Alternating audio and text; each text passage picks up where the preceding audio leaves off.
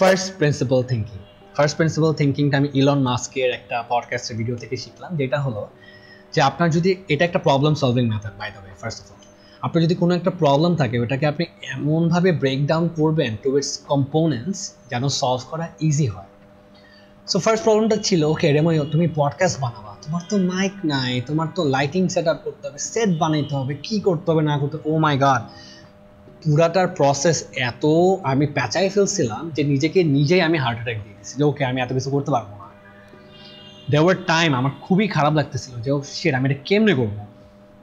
দেন আমি first principal থিঙ্কিংটা apply করি যে ওকে রেমো, তোমার ভিডিও পডকাস্ট বানাইতে হবে।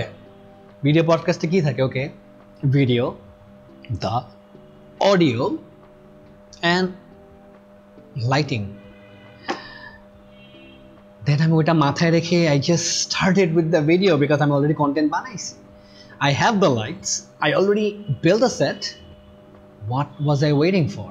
And ওখান থেকে আমার ফার্স্ট পডকাস্টের যে কি বলবো এই জড়তাটা আমি ভাঙলাম।